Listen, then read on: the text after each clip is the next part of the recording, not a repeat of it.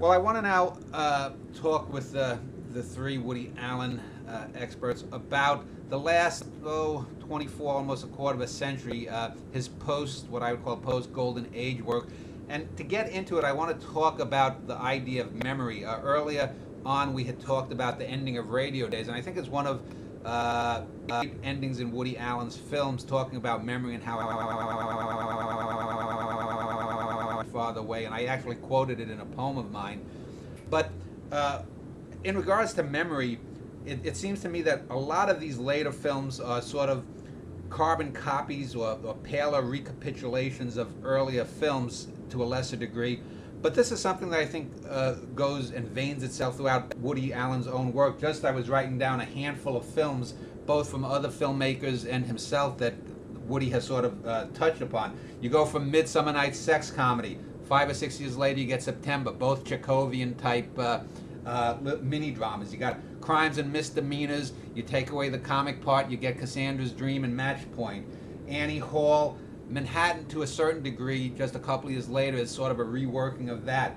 Hannah and Her Sisters, I think, owes quite a bit of debt, especially with the adultery and the philandering and the sibling internecine squabbling, to Rocco and his brothers from Lucchino Visconti. 8½, obviously, influenced Stardust Memories. Amarcord, another Fellini. You get Radio Days. Actually, you can go to Bergman's what is his after Wild Strawberry, I think, influenced certainly Another Woman, which then influenced Money and Run, the mockumentaries. You get Zelig, and then even Husbands and Wives is in a sense a mockumentary as well. So before we talk about any of the particular films, let me just, since we ended talking about the scandal, sort of summing up the Golden Age, let's talk about Woody Allen and memory and how that approaches his film. Do any of you fellas want to jump in and talk about Allen and memory? I'd like to start. Go ahead, Peter. If I could. The scenes that occur to me are the Stardust Memories scene in Stardust Memories, where we're looking at Dory, and it's this perfect moment, and we're listening to Louis Armstrong playing Stardust. That seems to be one of the most ecstatic moments in his films. And so it's interesting that you want to talk about memories, because then we go to Radio Days, where Wally Shawn is on the roof talking about will they ever remember us? And then the narrator comes in and says that those voices grow more and more dim every year. And then there's a scene in Husbands and Wives in which obviously the Allen character is trying to keep the marriage together by talking about a wonderful night. I think they actually went to see Wild Strawberries, and then they walked back through the snow. And the Mia Farrow's character's response is, "But those are just moments. Those are just moments. They're not. They don't mean anything but moments." And therefore you can't keep a marriage together based on memories. And the next thing we see, the marriage has been lanced, and she's going after Liam Neeson, and he's on his own. Yeah, his attitude towards memory, I think, is quite complicated and interesting. Partly cynicism, partly a kind of realistic assessment of the way in which at times memory seems redemptive, and at other times not so redemptive at all. Vincent, any comments about Woody Allen and memory and how it infuses his work? I'd like to take a somewhat, I agree with what Peter was saying there, and I could maybe quote from a great ending to Crimes and Misdemeanors: "Take joy in moments." This is now quoting that Primo Levi-based character, the philosopher, the suicide, the Holocaust survivor. "Take joy in moments and believe in love, despite overwhelming evidence to the contrary." Great line. And that sums up a lot of Woody Allen's worldview and his films. Yes, that wonderful, joyous moment. By the way, in Stardust Memories, as I was watching it, and I said I found it insufferable, but that moment almost redeemed the entire. Yes, right. Such a great moment. Okay, memories. Another element of memory in Allen's work is the memory of his own work. He's in dialogue continually with his own work, not only with other filmmakers' work, such as Fellini and Bergman primarily, but Antonioni and, as you said, Visconti and others. He's always in dialogue with his own work. So, and that comes to the fore sometimes more than others. Deconstructing Harry is Stardust Memories 2, if you will, and anything else is Annie Hall 2, and it's a sequel to Annie Hall. I don't know if we're going to get to anything else, but I think that's one of his underrated films as well. So yes, he's continually in dialogue. So some films are going to bring up aspects of one film or another, and others, other aspects. And again, Irrational Man, in a sense, goes back to husband and wives again. We have a professor dealing with a young woman. It deals with all his morality films, from Match Point, from Crimes and Misdemeanors to Match Point in His Endless Dream, in dealing with guilt and the element of morality, existentialism, and so on. So that is an aspect of memory as well in his films. Alex, your comment on memory in Woody Allen's canon? I think you could sort of use memory and time almost together as a kind of comment on art. I think especially in that film, I've always taken the ending to be affecting for a number of reasons. Both personal and also what's actually on the screen. And the personal side of it is, I have a very strong affinity for art, and I take the ending as as a comment on just these sorts of lives that they think they are on some level engaging in art. You have, for example, The Masked Avenger that is, I guess a small c creative in the sense that, he's on the radio, he's doing voices, there's these lines, they may be, cheesy and silly and bad and campy, but in his mind, he's doing something that is at the very least, small c creative. And yet, while at the end, he also recognizes that he's probably not doing enough to be remembered. It takes somebody like Woody Allen, meaning a great artist, to be able to allow these things to live on. And it's interesting that we could have this now in cinema, we could have this now in the arts as a whole, and you couldn't have it many years ago, obviously. To Woody Allen, you said 1935. I think actually the time period must be the early either the very late 30s or the early 40s, because there's the German U-boats that they're trying to spot. So there's this, it's already World War II at the time. He is he's basically able to take this time period, which if it wasn't for Woody, because I don't know of many artworks that capture this time period this well. If it wasn't for Woody, it would have been one of those, decades that passes that, kids would grow up and they'd be like, hey, do you remember, seeing this on the radio or experiencing that? And they would think about it, and these memories would sort of, flit in their minds, but after they would be gone, that's it, they would dissolve. But a great artist could actually take these moments and construct something real out of it. Now, when you want to know at least about the spirit, of the 30s and the 40s in New York, and the kinds of families that would get together, the kinds of things they would do, you would look at that film and you'd absolutely get it. Now, think of all the kinds of time periods that were completely lost because there were no artists, more or less fighting for them. Who knows what Rome might have been like in, 221 AD, or what a certain half decade at the ascent of Genghis Khan. What was that like for regular people? What was their mini decade like? Nobody was around to prop this up and turn it into something real, turn it into something that has long-term capital. But Woody Allen, very often he hones in on these little periods. He hones in on these whether it's like jokes or time periods or whatever it might be, just the spirit of an age.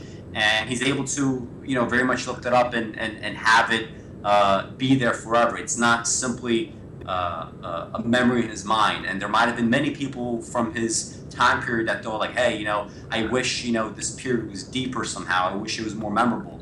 And, here Woody Allen comes along, he actually makes it so. It wasn't as deep, obviously, as this 90-minute narrative you know, because things don't fall out in life in that way. But he's able to make it that way, and I think this is a great function of art, and I think in his films, time very much functions in this way. Let me. Oh, go ahead. Ben. Another element of memory in his film is music, Yeah. which I think has consistently been pre-50s, and I think Irrational Man breaks that rule. I don't know if it's the first one, but that, what is it, In the In Crowd theme is from the 60s. But other than that, and Radio Days, of course, is steeped in the late 30s and into the 40s. It's music from that period, and that's always a memory to him and for us of that golden age of music. Yeah, I was thinking of the line from Another Woman: "Is a memory is something you have or something you've lost," that Jenna Rollins' character says. And I also was thinking of what is the one from the mid '90s? Oh, it just slipped my mind. But let's talk about some of these later recapitulations too, because you had mentioned, Vincent, anything else as a sort of recapitulation and sequel to Annie Hall. Certainly you get, here you also get sort of stand-ins for Woody with varying degrees of success, and you know, you had in celebrity, you had Kenneth Branagh, you had Larry David in, I forget the movie of a few years ago. But it never works. Right, and so what is your overall sense of this final period? Is Woody just sort of, you know, sort of take from his older stuff? I mean, because to me, think of any work from this later period that could stand alongside, say, Stardust Memories or Crimes and Misdemeanors or Hannah and Her Sisters. What period exactly? Are we talking about the 2000s or? Yeah. Well, from say the early '90s on, say the last quarter century. Okay, let me say that it's a very complex period. We can't simply talk about it as the post-scandal period. It is, on one level, it's the post-scandal period, but it has various phases to it. I think you go up to Deconstructing Harry, and that was looked at critically and at the box office as somewhat of a breakthrough, as a return to form, if you will. It was a recapitulation, as we talked about. But then we get clearly into the post-New York phase. I mean, that's a critical break in his work. To leave New York, it was foreshadowed in Hollywood Ending, where he goes off to France because his film bombed in America and is regarded as a great masterpiece in France. And what would happen then with Midnight in Paris, right? Is that what it's called? Midnight in Paris? Yeah. Mm-hmm. In which his breakthrough then occurs both critically and in box office in Paris. Anyway, so there's the post-New York phase, even though whatever works comes back to New York briefly, and now he's going to be coming back to New York apparently in his next film a little bit. But we have the post-New York phase, which then also, arguably, as I argued earlier, he succeeds in making serious films that are successful in their own right, and they're not looked at as completely derivative of Bergman or somebody else, taking place in Europe. Interestingly, he had to get away from New York, get away from his persona, which he does increasingly from anything else on, where he may appear in his films, but he's no longer the protagonist in the film. He's not the protagonist in anything else. He's not the protagonist in Scoop. He's not the protagonist in To Rome with Love. Okay, the ones that he does appear in, he's no longer the protagonist. So he's moved himself to the margins, if at all, and then he's able to make successful, serious films from the post-New York period on. So, I mean, there are definite phases that occur. I think he's in a new phase now because he's not bound to being in Europe. He's made a film in San Francisco.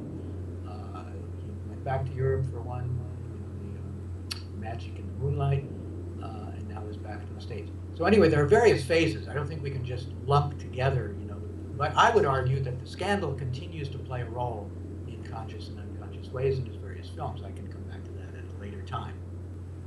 Peter, any comment from you?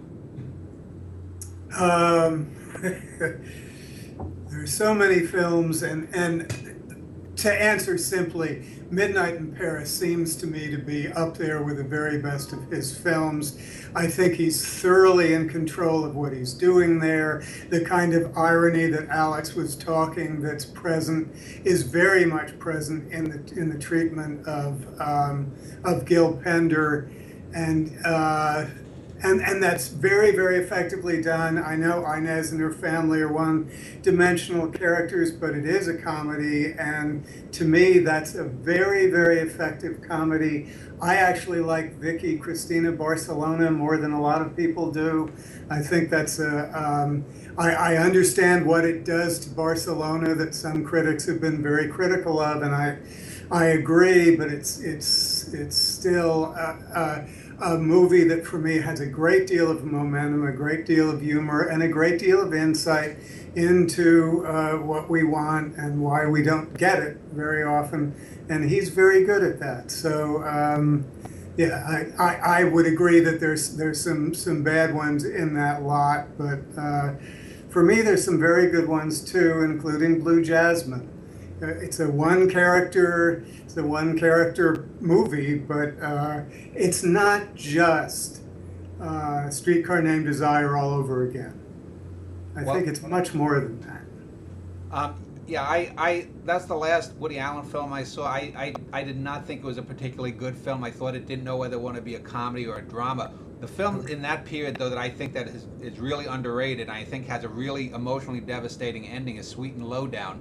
And yes. I think Samantha Morton gives maybe the best wordless performance since the silent era. And I think the breakdown of Sean Penn there, because he's such an over-the-top, and he's an over-the-top character that isn't really a Woody stand-in, but he's such an over-the-top character. And then when he breaks his own guitar, I mean, it's one of the moments, but it's also possibly, we don't know what goes on after the film, but it's something that could possibly release the character. And I've never really heard it discussed. If any of you want to just comment on that film, because I've never really heard it discussed by anyone as anything more than just a throwaway Woody. Yeah, I go into the film in depth in my book. So in the book, I separate the post-Golden Age period into two periods. One is from 93 till 2004. I consider that much more of an experimental period that has, it has a lot more value than I thought it would. I came into this time period thinking like, let me just get through these films. It's probably going to be pretty bad. It's going to be annoying to watch. But I was very shocked that most of them were anywhere between very good to almost great films. And then afterwards, from 2005 up until the present period. But anyway, Sweet and Lowdown, it's probably maybe in his top 5 or 6 best acted films that he's ever made. Both Samantha Morton and Sean Penn do really, really good jobs. I mean, it's very well written. You despite the fact that it's primarily a comedy, you notice like so many little things, and this is the difference between a really good comedy versus some of the more gag-driven stuff he did earlier. You notice so many little quirks of personality that correspond to just real life breathing human beings. You see, for instance, when Samantha Morton is forced to change Sean Penn's character's car tire, and he's kind of just lounging out, and she's kind of doing this on her own, and she's sort of putting it on, and there's this music playing in the background because he's on the guitar, and after she finally puts it on, she just kind of spins it one time, and she just kind of looks at it so lovingly, that this is something that belongs to her boyfriend, and she's enjoying this moment despite the fact that she's objectively being mistreated. Part of her doesn't mind all that much. And this is exactly what you see in real human relationships. This is not simply, a comedy. Despite the fact that there's so many things to laugh about, these people are very, very real, no matter how over the top they are. And this is the difference between, suspension of disbelief in the sense of facts, you could have a suspension of belief when you read a fantasy book, or when you read or you watch a science fiction film, and that's very much forgivable. But the one thing that is not forgivable is you cannot have a suspension of disbelief when it comes to character. Now, Peter has praised Midnight in Paris. In my book, I actually go into depth exactly why I think the film fails in many regards, despite the fact that I actually enjoy it quite a bit. I think it fails on many levels. In that film, you have a suspension of disbelief when it comes to the characters, because they're so one-dimensional, and they do things that are not simply one-dimensional, but they do things that are not even recognizably human. When you have, for instance, Gil Bender, when he has these earrings that he wants to give to his lover back in the 1920s, and he misplaces them, and his fiance is going crazy, like, where are my earrings? Where's this? Where's that? And he's acting in a way that is so over the top suspicious, so ridiculously, like, if you see a person acting like this in real life, all your attention will focus on him, and you're going to ask, why the fuck are you doing this? But instead, everybody ignores it. Everybody ignores the most obvious thing that's going on simply to move the plot along. And you have so many of these suspension of disbelief when it comes to characters, just unforgivable. That does not happen to Sweet and Low Down, despite the fact that you have an over-the-top character with Sean Penn. You have his eyebrows basically permanently sticking up like this. Yes, this is like a bit unbelievable. People don't do that, but that's fairly superficial. The things that people actually do are the things that he ends up doing, on a deeper level. The way that he interacts with others, the way that he destroys himself, the way, as Dan mentioned, that he destroys the guitar, and he sort of goes into this rage that completely probably makes him peter out. Maybe he ends up having a more healthy life, but he is no longer really an artist after that point. The film is just full of these kinds of moments, and you have to get over some of the over-the-top things, because yes, they're there for the comedic value, but these are also real human beings, and many comedies lack that. They do not have the real human being quality. They simply have the gags, and they have everything else, but if you include this part of it, that really takes a comedy to a whole other level. It's no longer just a comedy. You can't simply think of it in those terms anymore. Any final comments on this? Because in the next segment, I want to talk about Alan and the critical relations, and also about some other era. So, any final comments on the Sweet and Low Down? I bring up the notion of the separation between the artist and the man, which I think is the key theme in that film, which we used earlier, and the front brought up for the first time the notion of I confused the artist and the man. I just want you to know I still respect the artist, which again would haunt Woody Allen from The Scandal on. Okay, so let's end this segment, and when we get back in our final segment, we'll have closing remarks. But I also want to talk a little bit about, as I said, critics and a couple of other American Jewish filmmakers and their relationship or not to Woody Allen, and we'll do that in a moment.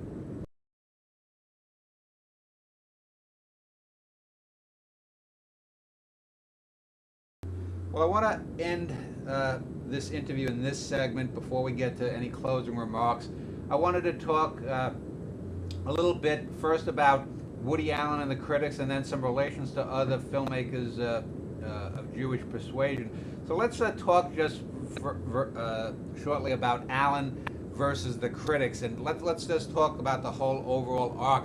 Has Allen consistently been misrepresented, do you think, by critics as a whole? Do you think that they've been more or less on the ball? Have they generally come around? For example, most Stanley Kubrick films opened to terrible reviews.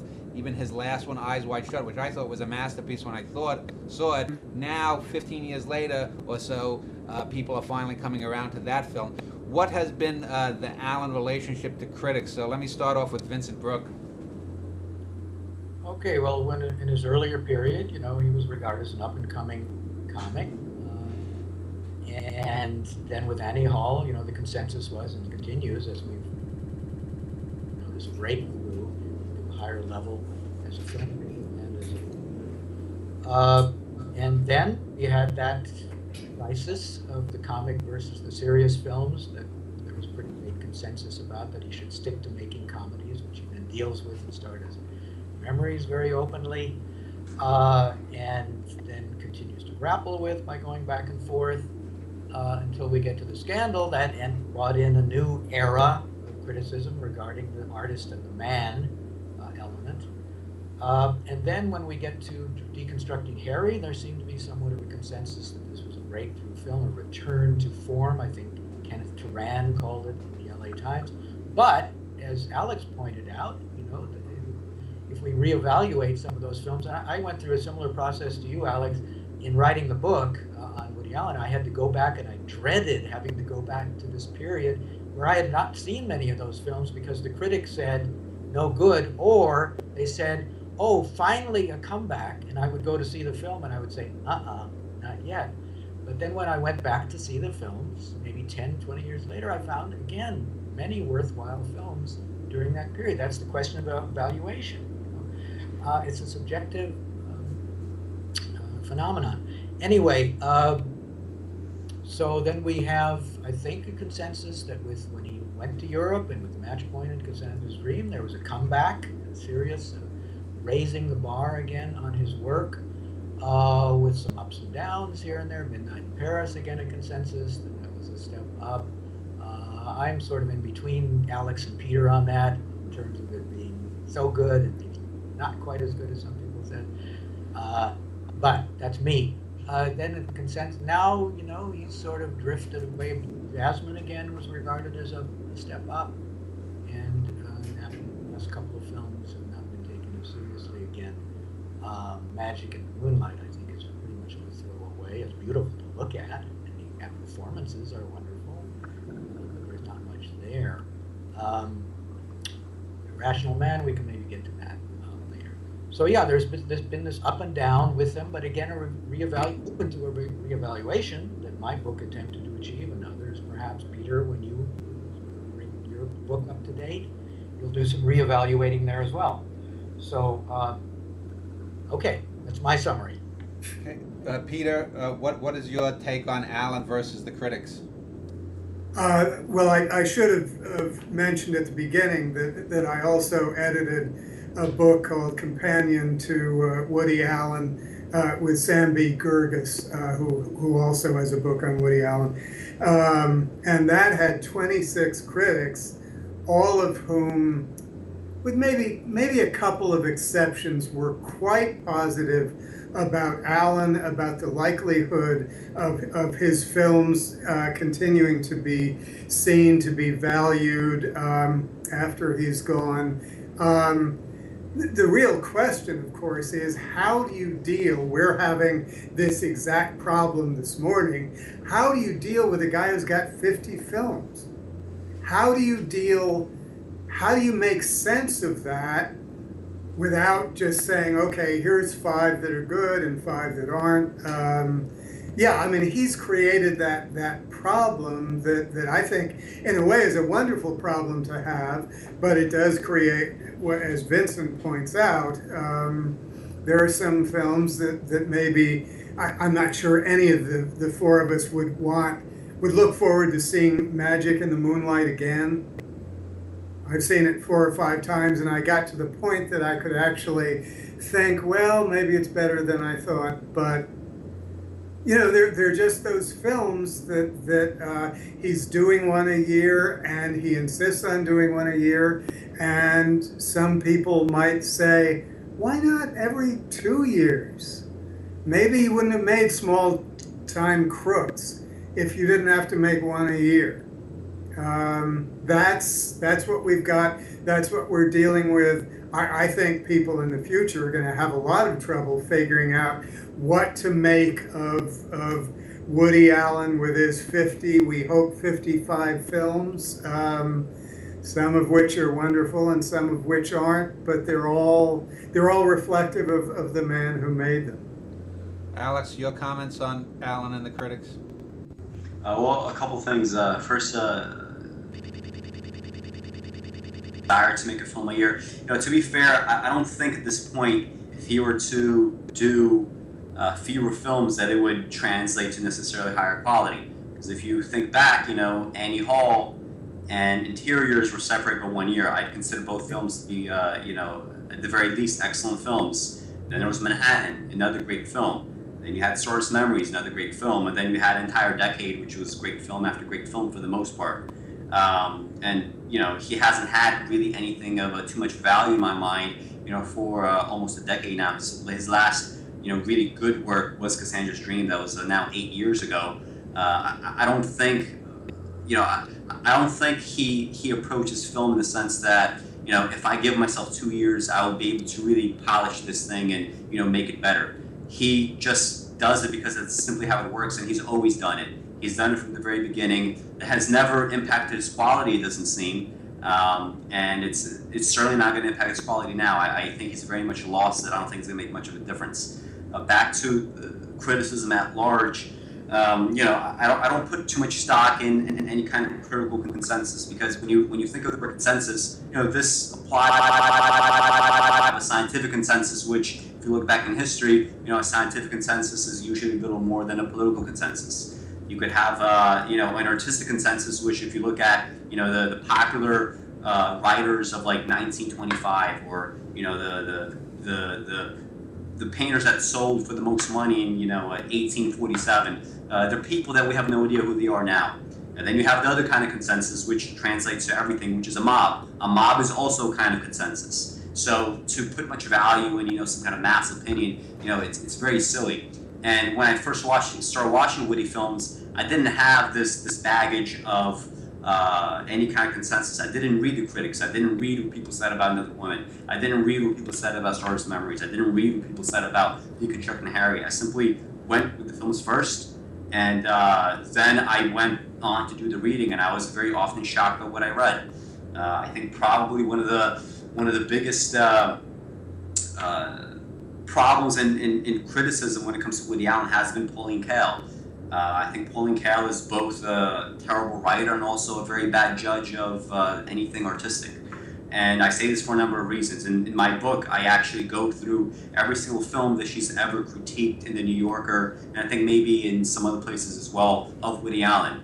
And I go literally paragraph by paragraph, deconstructing her claims, saying, in this scene she says X, Y, and Z, but actually, in this next paragraph, she contradicts her own statement here. She makes this judgment here, is contradicted by another statement there. So she couldn't even keep herself consistent from paragraph to paragraph in her own writing, much less use the evidence on screen. And I have a few examples of this. One famous one is her comment about Manhattan, where she says something like, only Woody Allen could pass off a predilection for 17-year-olds as a quest for true values. And this quote has been very much used and reused as kind of like, wow, what a killer line against Woody Allen, what a killer line against Manhattan. That really puts the nail in the coffin of that film.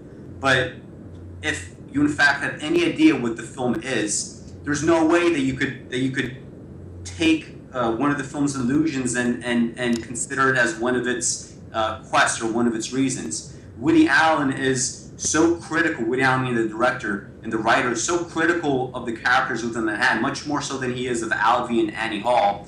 You have, Isaac, who's manipulated, and also he's kind of like a wannabe murderer. At one point, he always jokes about like running over his ex-wife's girlfriend, but in fact, at one point, he admits to wanting to do that, and he does it in a moment of lust when he's first getting to know Mary. So he's this would-be murderer. He's this, he's this guy that's both insecure and, he's like ripping relationships apart. He's using this 17-year-old girl for his own ends. This is not a quest for true values. The whole film is predicated upon all these illusions that Woody Allen is very slowly attacking. And he's attacking it in a way that most people won't notice because they see the lush imagery. They see the music playing. They see that, oh my God, the very last scene, he's now with Tracy. She might take him back. But they seem to miss the fact that he's manipulated her up until this point. He's demanding that she drops her bags and drops her plans for the summer to go with this, balding 40-something-year-old guy who she's never really going to want to be with down the line because she's too smart, she's too mature to, not see through his manipulations in the long run.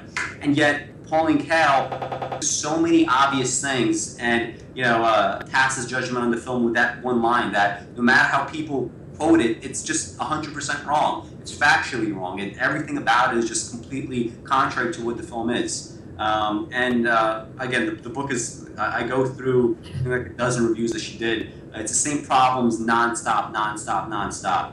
Jonathan Rosenbaum is another famous critic who kind of dismisses pretty much all his films. He did this long essay, calls it Towards a Devaluation of Woody Allen. He argues that Jerry Lewis is a superior artist to Woody, and the problem with Rosenbaum though is that even when he makes claims, Pauline Kael, she provides evidence. It's the wrong evidence. It's evidence that contradicts her own claims. But Rosenbaum does not even condescend to even provide any evidence. He makes these statements by fiat. He says this is what it is, and then he moves on. He hopes that nobody will challenge these positions because he doesn't even really have a coherent argument. Because an argument, in and of itself, it requires evidence. You cannot do that without argumentation. It's not something that's feasible in film criticism. Criticism is predicated upon some kind of argument. Same thing with Stardust Memories. When it came out, I'm not sure if it was people being influenced by Pauline Kael, if it was something else, or if people were being influenced by Ebert, who also complained about the so-called bitching in the film. But audiences and critics alike, they sort of saw it as this is an attack upon us. This is an attack upon the film world in general, and they missed everything else that I talked about earlier in my little rant about Stardust Memories. I have not seen a very good criticism of Woody. And even when there are judgments that I agree with, I still find them to be problematic because I don't simply want to agree with somebody. That's very boring. You don't need to. You can't simply come to a correct conclusion. You have to have a consistent and intelligent way of reaching this conclusion. You can't tell me that Manhattan is a great film and say it's a great film because look at these cliches or look at these illusions. Isn't that so wonderful? That's not the evidence that you should use to make an argument for greatness. So even when people very often have made correct judgments about the films, meaning like this is a great film, Interior is a great film, or Manhattan is a great film, they use the wrong evidence. And to me, it's not just a quibble. This is a serious problem because if you don't know how to properly use evidence in making judgments, it means that even if your judgment is correct in this instance, when you get another great film put in front of you, because you have no way of using evidence, you might miss that film as great because you simply don't know how to go about doing this. So to me, it's a real issue that Woody Allen has both been misinterpreted in terms of the evaluations have been incorrect very often, and often when the evals are correct, they're correct for the wrong reasons. The reason behind them is faulty. In the long run, this is damaging to art. We have to have the two aligned. You need to have correct judgments on the one hand, that's great, but the more important thing is you need to have the correct reasoning. You need to have correct reasoning that leads to the judgment. It should go both ways. If you don't have both elements of this formula, you're going to lead yourself into a dead end, and it's no better than anything else. You need to find a way out, and I think Woody is finding a way out after decades have passed. Well, let me end the interview. I wanted to talk about Woody Allen, since Vincent has written a lot on the Jewishness, and the two American filmmakers, and you would sort of prefigure this by mentioning Jerry Lewis, that Allen is often lumped in with pro or con. Jerry Lewis, who's regarded as a hero and a great artist in France, and also Mel Brooks, who was also mentioned earlier. Now, in the break, the other Vincent, Peter had mentioned a couple of other filmmakers, but let me start with Woody Allen vis-a-vis Lewis and Brooks. And it seems to me that I think it had been Vince earlier who had mentioned that Allen seemed to move beyond this gag-driven comedy, whereas neither Allen nor Lewis really did. So let's start with both. You mean neither Brooks nor Brooks? Yeah, Brooks or Lewis never did. So if either Peter or Vincent want to talk about the comparison to those two, and then we can talk about some other Jewish filmmakers. Vincent, this is your home territory. Necessarily. Home field advantage. Okay, the Jewish aspect certainly I can deal with. Jerry Lewis was not a very Jewish filmmaker or comic, really. He changed his name. I don't look at him as a Jewish. I mean, he was Jewish, yes, but the Jewishness does not come to the fore. So I really don't compare the two at all. And I mean, he was a goofball character also that doesn't relate to Woody Allen's more mature schlemiel, if you will, as he developed it. So I don't put those two together. Mel Brooks, obviously, they started out with Sid Caesar. They started out as gag writers. They started out making parodies, and I would say Mel Brooks's earliest parodies were among his greatest. Blade in the Saddles, which had a satirical element to it, which was very strong that I think faded with his later work that just seemed to be sheer parody. Well, there was some satire, I guess, in the Star Wars one as well. But yeah, he stuck pretty much to the parody vein, and there's nothing to paraphrase Seinfeld. Not that there's anything wrong with that. But Woody Allen obviously rose above that and developed further as an artist. I wanted to bring in Sidney Lumet because I think there's an interesting contrast between the two. Sidney Lumet, a serious filmmaker, I don't know if he made any comedies. Oh no, he did actually. Bye Bye Braverman, I think was a comedy. Which is a pretty good comedy, actually. Based on a novel. But he's a serious filmmaker and a very openly, overtly, admittedly, determinedly political filmmaker, one of the most political filmmakers in American film. And I've written an article about that and focusing on the political aspect. Woody Allen is not an overtly political filmmaker, but there are political elements that come into play, and that's interesting. When I brought up The Front, I saw that as a learning experience for him cinematically, but he did not go into that vein politically. There are political elements to his films, both pro and con.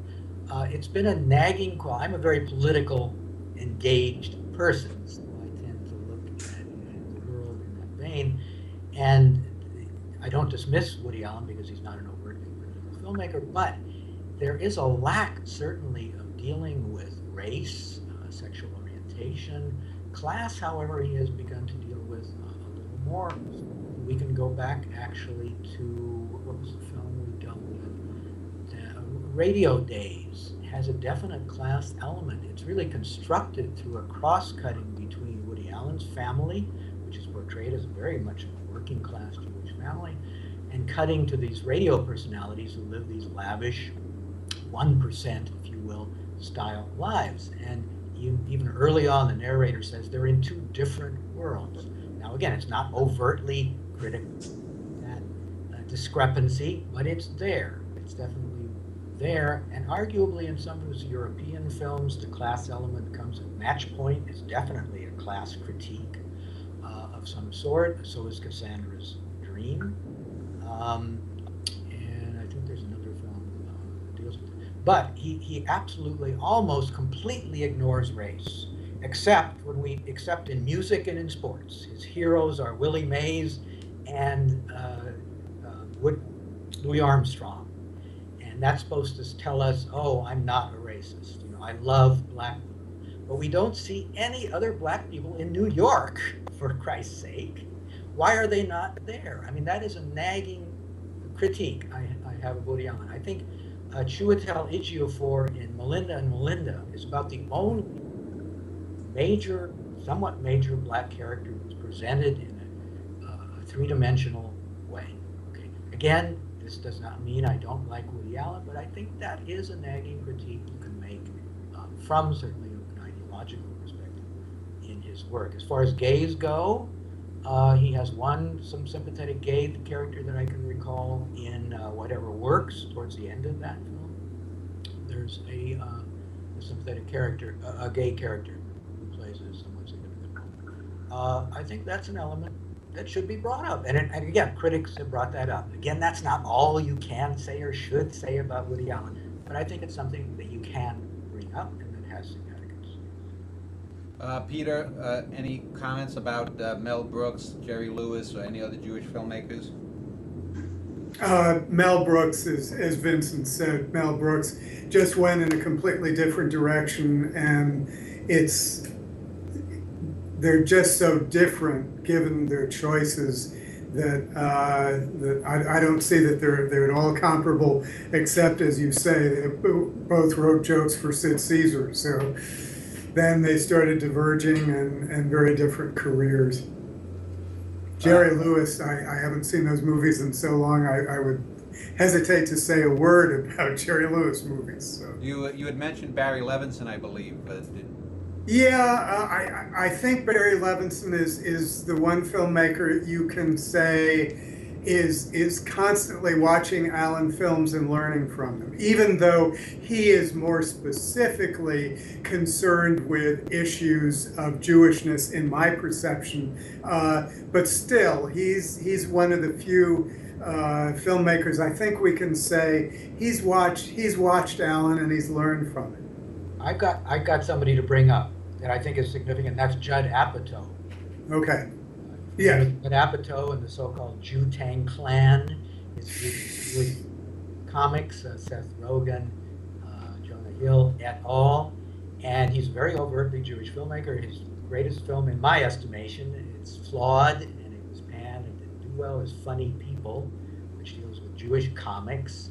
Yes, right. Exclusively, Yeah. with Adam Sandler as well and Seth Rogen. Very Jewish and very Woody Allen-ish in some ways. Yeah.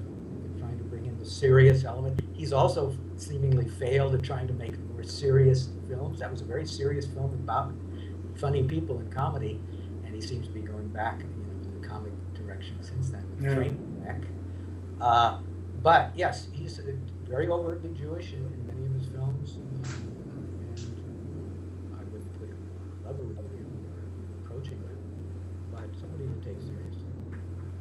That could be compared with Woody Allen, and I'm sure Woody Allen is an idol of his. Alex, do you have any comments regarding Alan and any other Jewish American filmmakers? I always found it odd to have Alan kind of lumped into the category of Jerry Lewis, Mel Brooks, and a couple others. Primarily because, as good as, for example, Jerry Lewis is what he does or did, he was more or less an entertainer. And Woody Allen is also an entertainer to a degree, but he's done much more than merely entertain.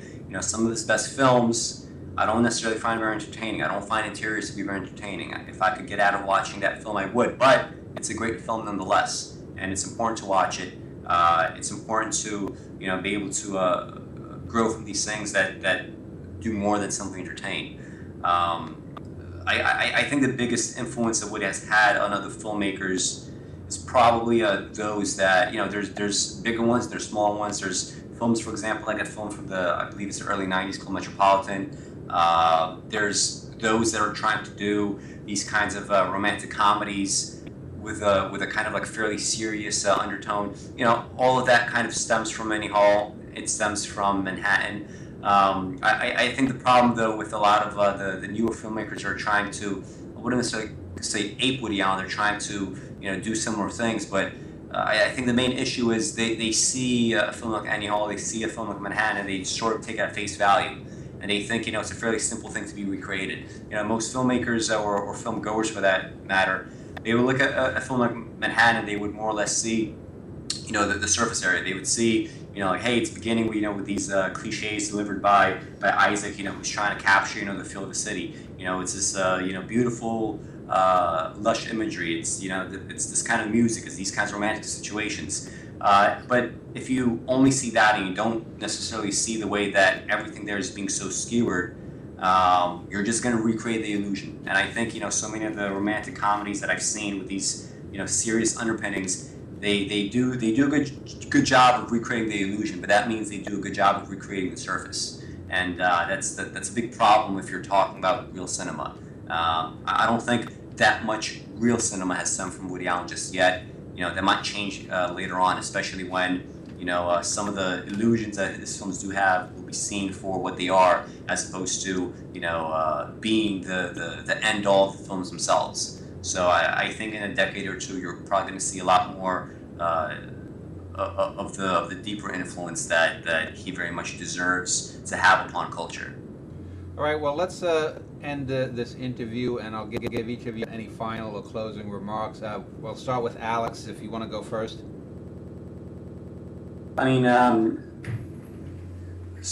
So far, a lot of what I heard in the interview, people talk about their likes and dislikes, they talk about their favorite films, and this on some level is important. We are drawn to things that we personally either identify with or that move us to some degree, but it's important to make some distinctions. It's important to see a difference between things that you might be personally moved by versus things that ought to move you, or things that you need to give space and need to give an opportunity to move you or to affect you in some other manner. I mentioned a film like In Tears, again, not my favorite Woody film, but it is important to grow from. A fan favorite, up until Midnight in Paris, his most popular film was Hannah and Her Sisters. That's one of my least favorite films of his to watch, despite the fact that most people would find it one of his most enjoyable. There's no rhyme and reason for this. There's nothing I could really point to say this is why I feel about it in this way. And yet I still consider it a truly great film, and I write about it extensively. I give it the attention that it deserves, despite my personal feelings. And it's very important to be able to look at your own personal feelings in any kind of matter. Whether it's art or whether it's the things that could be, if not felt, then at least thought about and I guess put together, someone on a higher plane. And I think people when they approach cinema, they should keep this in mind. Cinema is just like any art form, just like any form of reading, or any way that you might challenge yourself. Cinema is another way of challenging yourself. It's another way of opening yourself up to something that's going to make you grow in directions that you don't necessarily expect. I did not expect to ever be a film fan when I was 20, but by 27, I had a film book. That's very different. And yet, if I close myself off, these things would not be possible. So just keep an open mind and do it in a way that's intelligent. Vincent Brooke, closing remarks from you. Okay, a couple of things just in terms of what Alex said. It's ironic, I think, about people aping Woody Allen when he was accused of aping other people throughout his career. I just want to, there's a cute anecdote, I think, that ties in some way, certainly to the scandal aspect of Woody Allen. After my last book on Woody Allen in 2014, and I was asked to deliver a presentation on it to a Jewish group at Cal State Long Beach, and it was right after the Dylan scandal, where she revived the accusations of pedophilia against her when she was 7, and created quite a stir. And right after that, I thought it was bad timing. Now I'm going to have to go before these people and talk about Woody Allen, and they're going to throw stones at me for this. So I was prepared, however, to defend him, because I think the evidence is quite strong that he was very likely not engaged in pedophilia with Dylan. Anyway, that's my opinion. If you look at the evidence, of course he's denied it. But I came prepared to defend him. So I gave my presentation at the Q&A. I'm ready to defend him. And to a man and a woman in this Jewish crowd, they were totally behind Woody Allen. They were criticizing Mia Farrow. She's the guilty party in this affair. So I thought that was just an interesting comment. It was as if, he's one of ours. And, Little Women, Jane Simpson, if you will, sitting right there. We're going to stand behind Woody Allen 100%. That's the way I interpret that to a certain degree. So I think that's interesting. Also, going back to what Peter said, what are we going to do about Woody Allen with 50 films? What are we doing with Alfred Hitchcock with close to 50 films? We've had a similar situation with him, and in some ways, I think there's some interesting parallels. Besides which, Woody Allen has remade some, or certainly been influenced by Hitchcock in some of his films very openly. The murder mysteries, any murder mystery is related to Hitchcock, including the last one, Irrational Man. But there are phases in Hitchcock's work as well. His British phase, certainly, and his American phase, regarded as his golden age in the 50s. And you can evaluate them, certainly. People do. Vertigo, Rear Window, and Psycho, and others as regarded as his greatest. But is that the most interesting thing to do, or to evaluate his work as a whole? What does it say about the human condition? What does it say about cinema? What does it say about Hitchcock? And again, his personal life figures into his work in interesting ways as well. So, you can't sum up Woody Allen in one word, but there's my 2 cents. Okay, before I go to Peter, you brought up a point, Vincent, mystery. I don't know if any of how aware of you guys are of a thing called mashups online, but I was thinking when you mentioned the murder mystery, I thought of the ending of a Manhattan Murder Mystery where the lady from Shanghai cracked glass ending is playing, and we see a real murder being committed. And it's interesting because Alex had mentioned what's going to come from Woody Allen.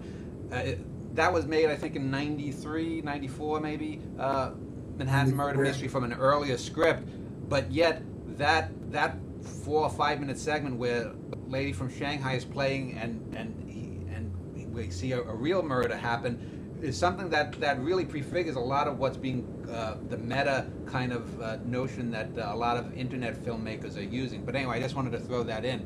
But Peter, any final comments from you?